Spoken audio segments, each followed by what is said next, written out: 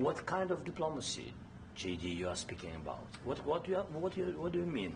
I'm talking about the kind of diplomacy that's going to end the destruction of your country. Yes, but if you Mr. President, with respect, I think it's disrespectful for you to come into the Oval Office and try to litigate this in front of the American media. Right now, you guys are going around and forcing conscripts to the front lines because you have manpower problems. You should be thanking the President for trying to bring an end to this conflict. Have you ever been to Ukraine? Did you say what problems we have?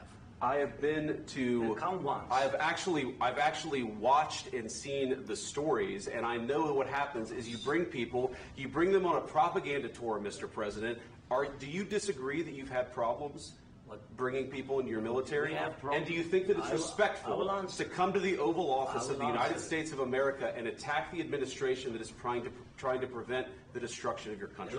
A lot of questions. Let's start from the beginning. Sure. First of all, during the war, everybody has problems, even you, but you have nice ocean and don't feel now, but you will feel it in the future. God bless. You don't know that. God bless. God bless. You will not have a war. Don't tell us what we're going to feel.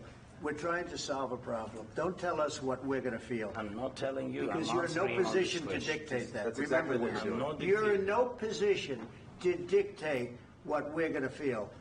We're going to feel very good. You will feel influence. We're going to feel very good and very strong. You will feel influence. You're right now not in a very good position. You've allowed yourself to be in a very bad position, and he happens to be right about it. From the very beginning of the war. You're not in a good position. You don't have the cards right now. With us, you start having cards. Right now, you don't. You're playing cards. You're playing cards. You're gambling with the lives of millions of people. You're gambling with World War III. You're gambling with World War III.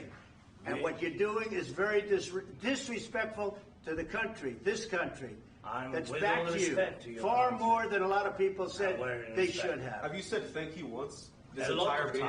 No, in this entire meeting, have you said thank you?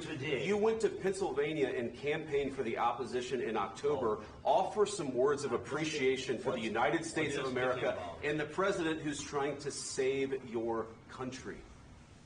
Please, you think that if you will speak very loudly about the war, you He's not speaking loudly. He's not speaking loudly. Your country is in big trouble. Can I Wait a minute. No. You've done a lot of talking.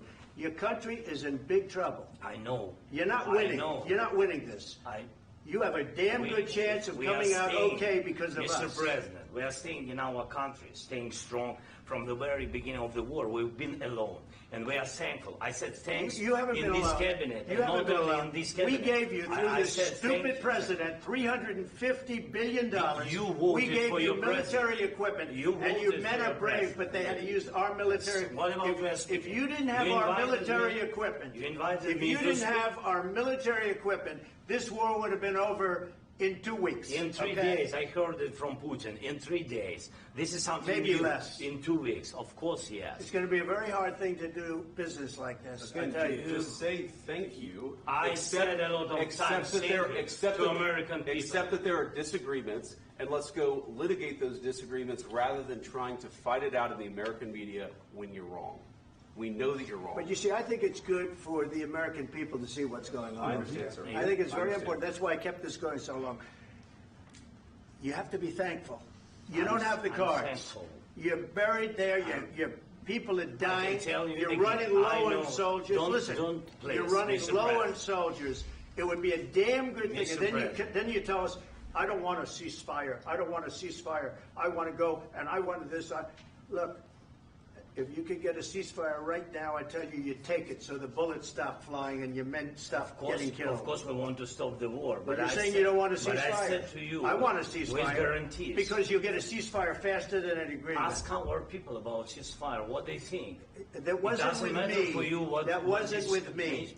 That was with a guy named Biden, who was not a smart person. That was with Obama. It was your president. Excuse me. That was with Obama, who gave you sheets, and I gave you javelins. Yes. I gave you the javelins to take out all those tanks. Obama gave you sheets.